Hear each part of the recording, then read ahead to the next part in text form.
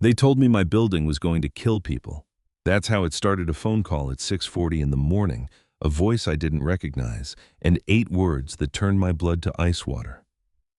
Your tower has a flaw, and they know. Then the line went dead. I stood in my kitchen in Chicago holding a spatula, my 7-year-old daughter humming at the table behind me. And I understood in that single frozen second that the most beautiful thing I'd ever designed might be the thing that destroyed us all. If you want to know how a single father and one stubborn city planner brought down a billionaire developer to save 800 lives and found something neither of us was looking for in the wreckage, then stay with me and subscribe right now, because the people in this story spent a fortune making sure you'd never hear it. My name is Elijah Cross. I'm an architect, and for most of my life that word was the whole answer to who I was.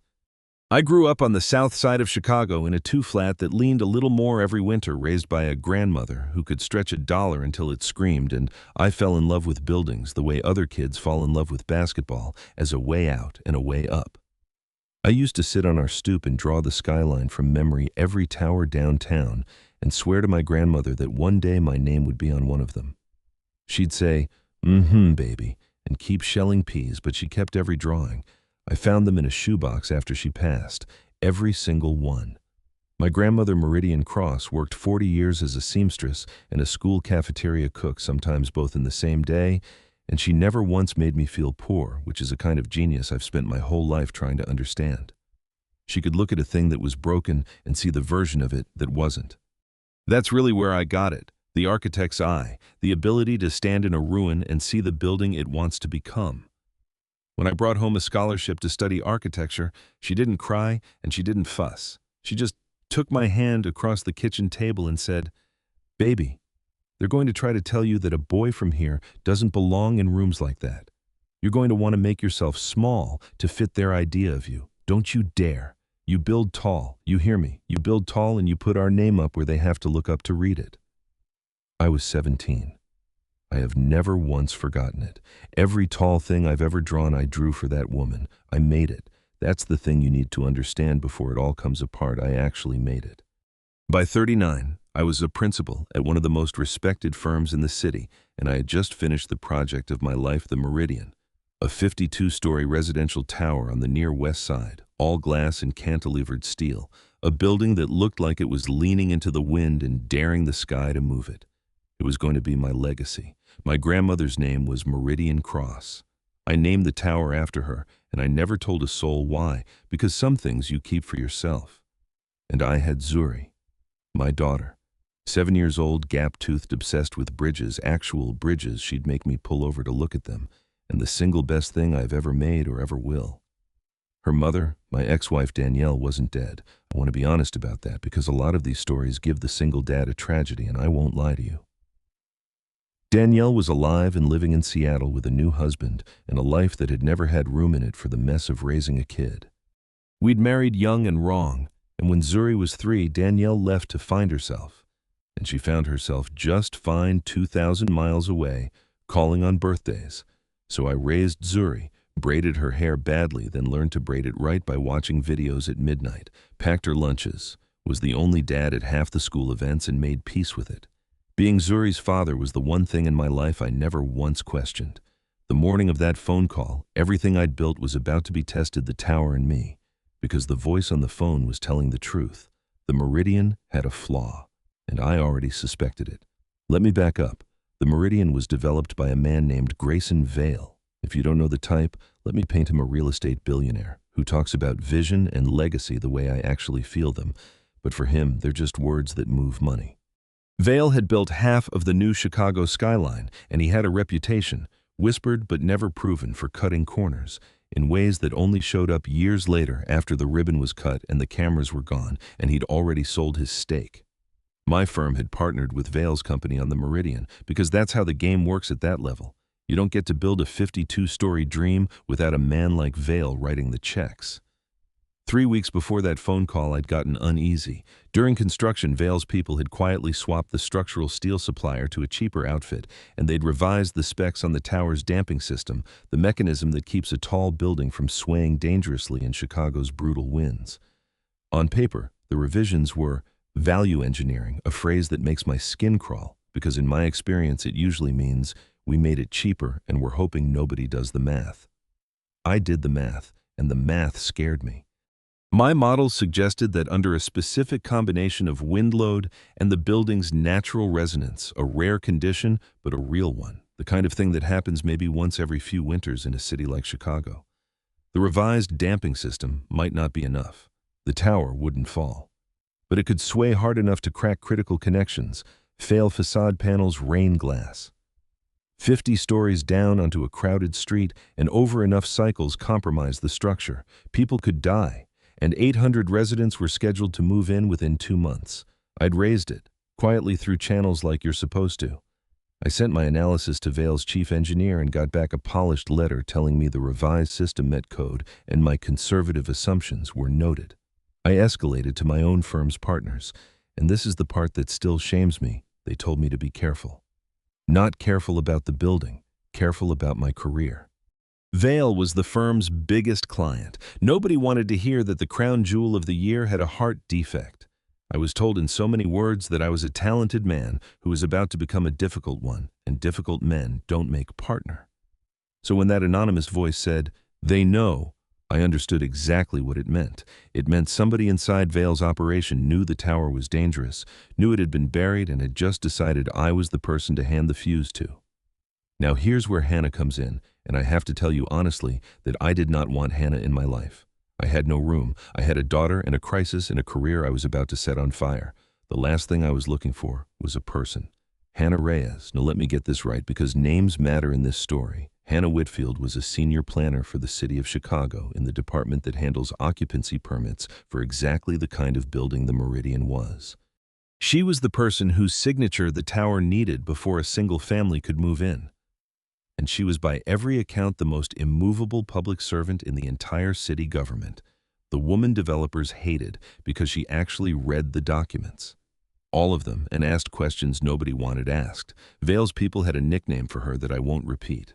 I'd never met her. I only knew her by reputation as an obstacle. I met her because I made a decision in my kitchen that morning that changed everything. I could have stayed quiet.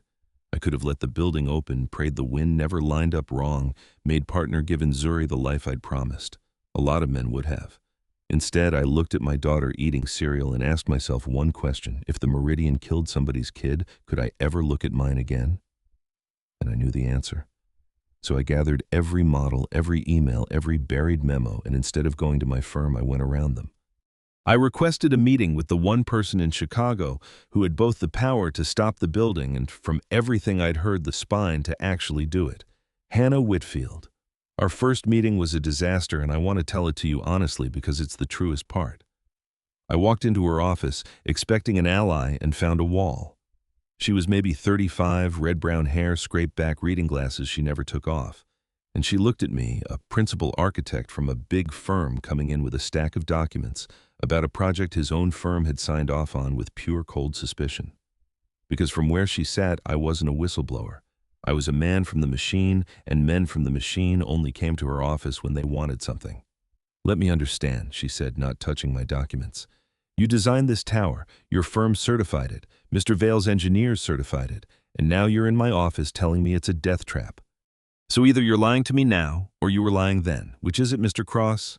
It was the fairest, most brutal question anybody had asked me, and it knocked the performance right out of me. "I was wrong then," I said. "I trusted the process. The process got corrupted after my drawings were done, and I let myself not look too hard because looking too hard was going to cost me.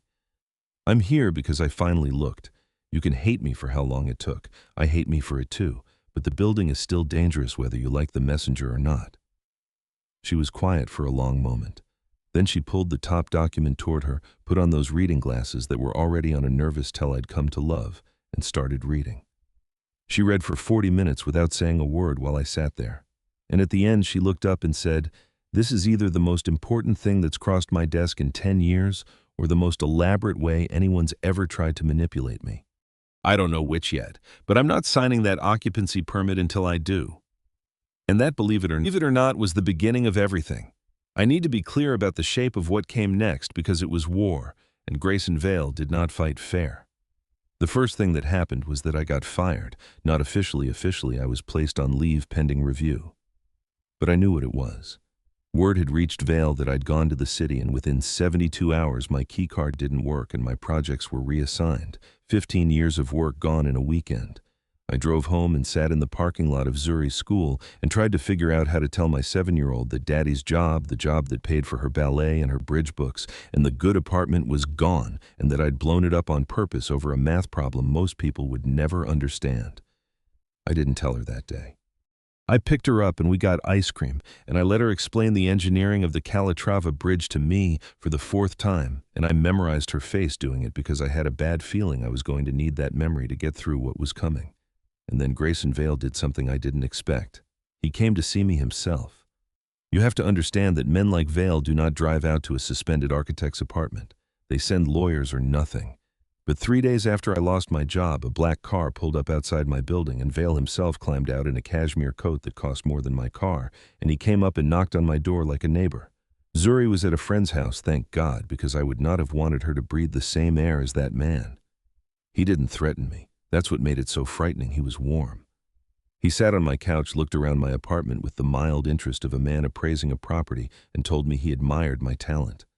He'd always admired it. That's why he said he wanted to help me. There was a position opening at a firm in Dubai, a spectacular opportunity, a fresh start, a salary that made my old one look like an allowance. All I had to do was take it, leave Chicago, let the meridian open, let the wind take its chances. "You're a father, Elijah," he said, and he said my first name like we were friends. "A man in your position has to think about stability, about what's best for your little girl. A boy from the South Side who claws his way up to a corner office that's a miracle, and miracles are fragile. It would be a shame to watch one break over something that's probably nothing." Probably. You said it yourself. It's a rare condition. Rare, he smiled. Take the miracle to Dubai. Give your daughter the life you promised her, or stay here and fight me, and I promise you with all the warmth in my heart that there will be nothing left of you to give her. I have replayed that moment 10,000 times because it was the exact fork. He'd found the pressure points, my daughter, my origins, my fear that I'd finally reached too high and was about to fall, and he pressed all of them at once gently like a man who'd done it 100 times. And for about 10 seconds, God forgive me, I considered it. Dubai, a salary, Zuri in an international school, the wind somewhere far away taking its chances with strangers. Then I thought about the shoebox of drawings my grandmother kept, every one. A woman who shelled peas and believed in me when believing in me made no financial sense at all. And I heard her voice, and I stood up, and I opened my own front door, and I said, "Mr. Vale, my grandmother raised me in a house that leaned a little more every winter, and she never once let it fall on me. I'd be a poor excuse for her grandson if I let yours fall on somebody else's kid. Get out of my apartment." He wasn't angry. That was the worst part. He just stood, buttoned his beautiful coat, and said, "I gave you the easy door, son. Remember that I offered." And then he showed me the hard one. Vale's second move was worse. When you can't discredit a man's evidence, you discredit the man. Suddenly there were whispers that I'd been passed over for partner and was a bitter employee with a grudge. Then, something uglier, an anonymous complaint to the state licensing board, questioning my engineering judgment, designed to tie up my professional license in review right when my credibility was the only weapon I had. And then the move that told me exactly what kind of man Grayson Vale was. His lawyers reached out to Danielle, my ex-wife in Seattle. They didn't threaten her. They were far too smooth for that. They simply informed her that I was under professional investigation, unemployed, and in the middle of a legal war with a billionaire, and asked whether she had any concerns about stability in the home. They were building a custody threat. They were going to try to take Zuri from me, or at least dangle it, because Vale had figured out the one thing on earth I would not risk, and he aimed straight at it. That was the night I broke. I'm not too proud to tell you. I sat on the floor of my daughter's room after she fell asleep back against her bed, and I fell apart in the quietest way possible so she wouldn't hear. Everything I'd built, the career, the security, the promise, I'd made my grandmother's memory and my daughter's future, all of it was on fire, and I'd lit the match myself, and now the richest man in the city was reaching for the only thing I had left. And in that moment, the poisoned thought came, you should have kept quiet. You should have let the wind take its chances. What kind of father burns down his child's life over strangers? The person who pulled me back was Hannah, and it's the reason I started to love her, though. I didn't know that's what it was yet. I called her that night half out of my mind, and instead of talking about the case, she asked, "Where's Zuri right now?" I said, "Asleep." She said, "Good. Go stand in her doorway. Go look at her. I'll wait." And I did. God help me. I walked to my daughter's door and looked at her sleeping with a book on her chest, and Hannah, still on the phone, said quietly, "You didn't burn her life down. You're the only person in this whole city who looked at that building and thought about somebody's kid instead of somebody's money. That's not the father who loses his daughter. That's the father she's going to be proud of when she's old enough to understand. Now come back and let's win. Because I did not read 400 pages of your structural analysis to watch you quit." I want to tell you Hannah was warm.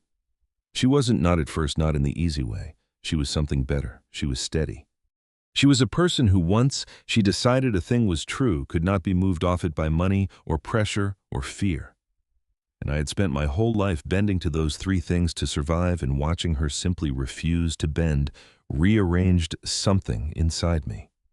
We started working nights together in her cramped office, and then when it wasn't safe to be seen at the city, at my kitchen table after Zuri was down. And Zuri, who missed nothing, started to notice the lady who came over with binders and drank her coffee black and knew the names of every bridge in the city, because Hannah, it turned out, had grown up loving bridges too, had almost been an engineer before she chose public service. And the first time she and Zuri got into a 40-minute argument about whether suspension bridges or cable-stayed bridges were superior.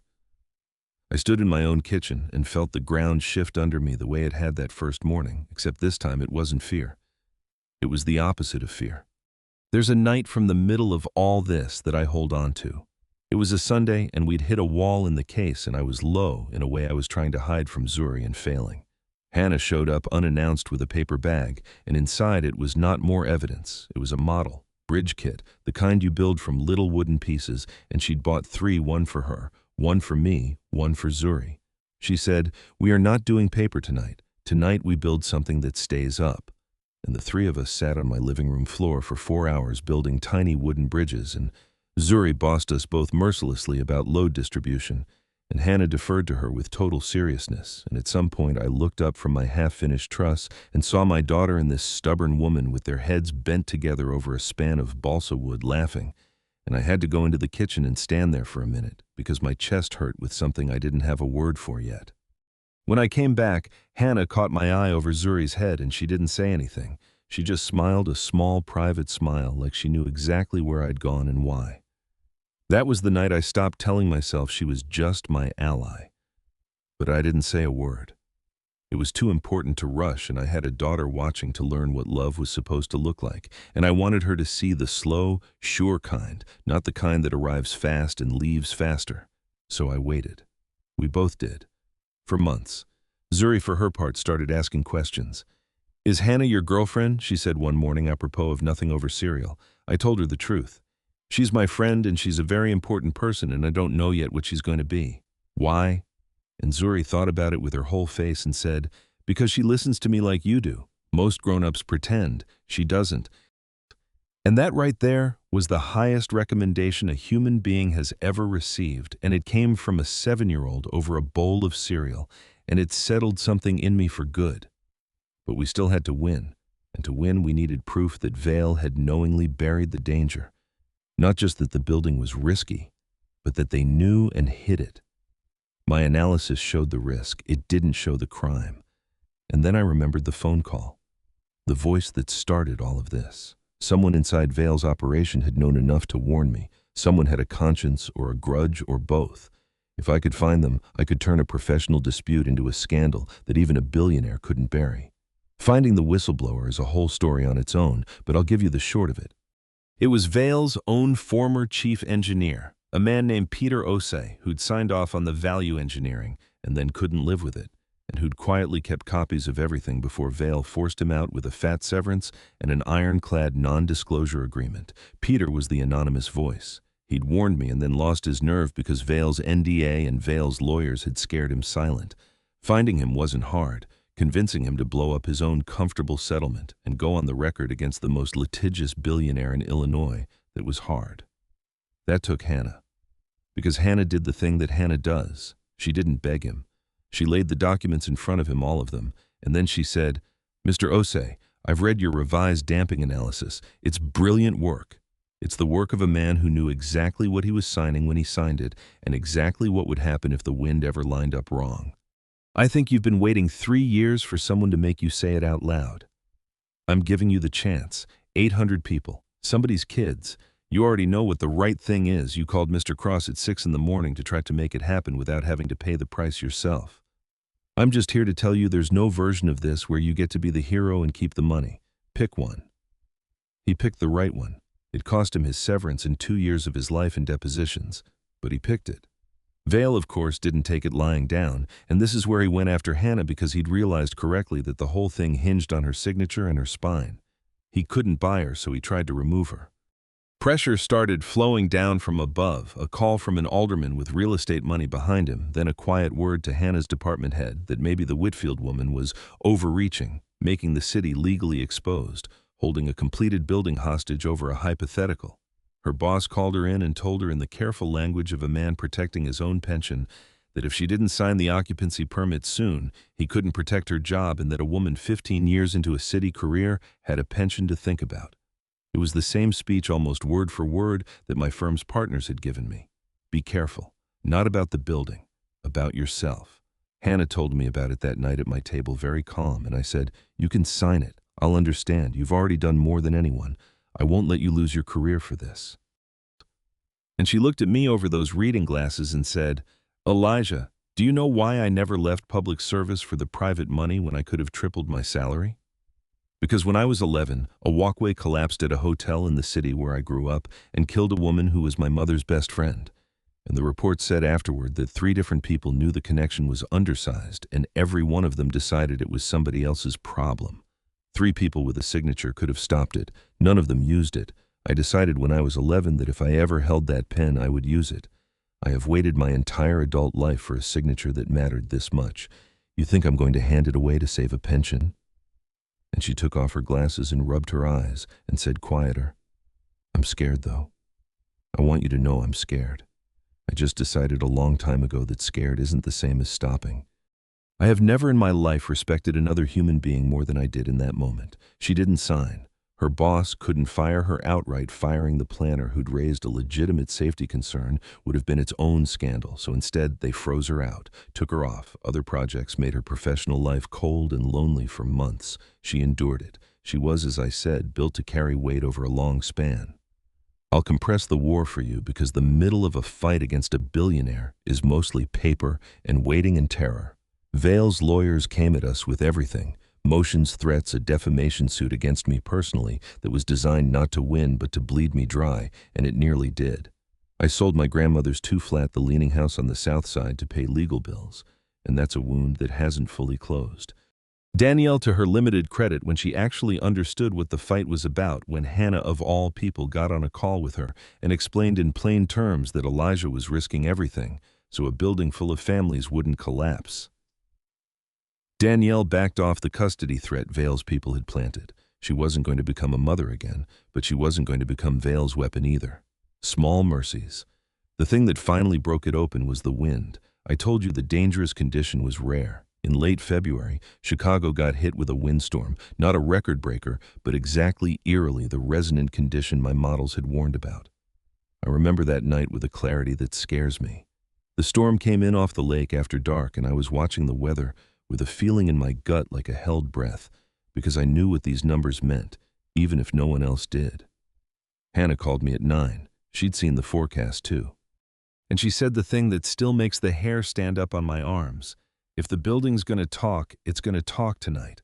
We'd fought for 4 months to keep the Meridian empty, and now for the first and only time I was grateful past words that we'd won that fight, because if a single family had been asleep on the 40th floor that night, this would be a different story. The kind that ends with names read aloud at a memorial. Hannah and I drove down to the exclusion zone around the tower. She had the authority to be there. I had no authority at all, but she brought me anyway, and we stood behind the barricade in the screaming wind, and we watched my grandmother's tower, dark and empty, begin to move. You could see it, 52 stories of glass and steel swaying in a slow, sickening rhythm against the storm-lit clouds, exactly the rhythm my models had drawn a year before. Hannah reached over without looking and gripped my hand so hard it hurt, and neither of us said a word. And then, high up on the 40th floor, a facade panel let go with a sound like a rifle shot and fell turning, catching the light and shattered on the empty closed sidewalk, where on any other timeline mothers would have been walking their kids to school in 10 hours. Nobody was hurt. Nobody was hurt because two people had refused to bend. I stood in that wind and I wept, and Hannah held me up, and the building she'd saved swayed on above us, like something alive that we'd talked out of doing a terrible thing. The building performed almost exactly the way my conservative assumptions said it would. Two facade connections cracked, that 40th floor panel failed.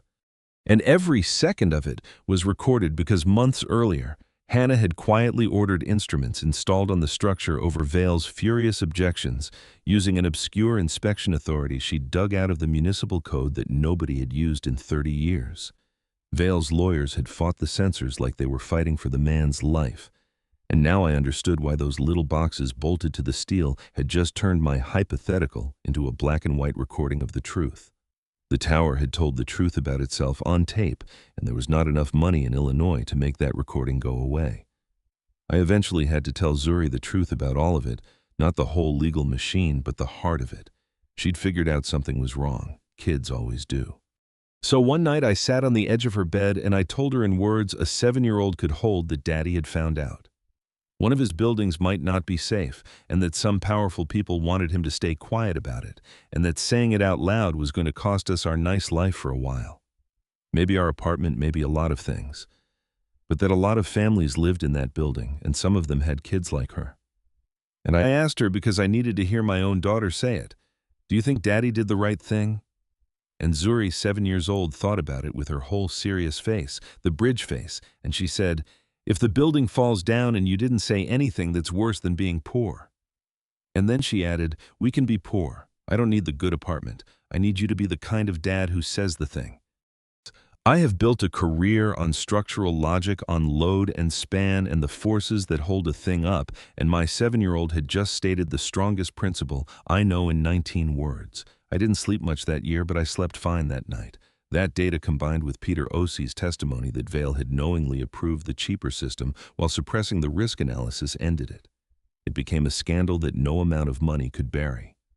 The city ordered the Meridian's damping system torn out and rebuilt to my original specifications at Vale's expense, a 9-figure humiliation. The state attorney general opened an investigation into Vale's other buildings. Grayson Vale himself was never handcuffed on a courthouse step, men like him rarely are, but his development empire fractured, his partners fled, his name became a liability, and the licensing board complaint against me was not only dismissed, but reversed onto Vale's own engineers. I got my license back with a commendation. I did not get my old firm back, and I didn't want it. What I got was better, and here's where it turns. The rebuilt Meridian opened a year later on my original specification safe, and it is still the most beautiful thing I've ever designed. My grandmother's name is on it. 800 families live in it, and not one of them knows that a windstorm one February almost changed their lives, and I like it that way. Some legacies are the disasters that never happen. I started my own small firm out of a storefront office, cross-structural, just me and 2 young architects I stole from bigger firms, by promising them they'd never once be told to be careful about telling the truth. We don't build the tallest things, we build the honest ones. Peter Ossie works with me now, by the way, the whistleblower who lost his nerve and then found it. He came to my storefront office a year after it ended, stood in the doorway and said he couldn't work anywhere that would ever ask him to be careful again. I hired him on the spot. The two of us don't talk much about that year, but sometimes late when a drawing is going well, one of us will say, "The wind lined up wrong once," and the other will just nod, and that's the whole conversation, and it's enough. And Hannah, I have to tell you about Hannah because the slow thing that had been growing between us through all that terror finally got its moment, and it wasn't dramatic. And that's exactly why it was perfect. The night the city ordered Vale to rebuild the tower, Hannah and I were at my kitchen table, the same table where we'd built the case, and Zuri was finally asleep, and we'd just won the biggest fight of both our lives. And we were too tired to celebrate. We just sat there in the quiet. And Hannah looked at the stack of binders that had run our lives for a year and said, "So, I guess we don't have a reason to see each other every night anymore." And I heard the question under the question because I'd learned how to hear her by then. And I said, "We could make one." And she took off those reading glasses she never took off finally, and looked at me without anything between us, and said, "I was hoping you'd say that because I've been in love with you since the day you sat in my office and admitted you'd been a coward. Do you have any idea how rare it is to watch a man tell the truth when it's expensive?" And I didn't have a good answer, so I did the only reasonable thing and kissed the most immovable woman in the city of Chicago at my own kitchen table, and she was in that one specific moment entirely moved. We took it slow after that for Zuri's sake, because I would not bring a person into my daughter's life who might become one more birthday phone call. But Hannah, like the bridges she loved, was built to carry weight over a long span. She didn't rush us, and she didn't leave. Zuri figured it out before either of us said a word. She came to me one night and said very seriously, "Dad, is Hannah going to be around for a long time or a short time, because I need to know how much of my bridge stuff to explain to her?" And I said, "Long time, baby. Plan for a long time." And Zuri nodded like a project manager approving a timeline and went back to her drawings. I want to tell you one more thing about the slow way Hannah and I came together, because I think it matters more than the courtroom parts. We didn't have a first date for almost 6 months after that kiss at my kitchen table. Not because the feeling wasn't there, it was badly, but because we'd both watched what happens when a house gets built too fast on ground that hasn't settled.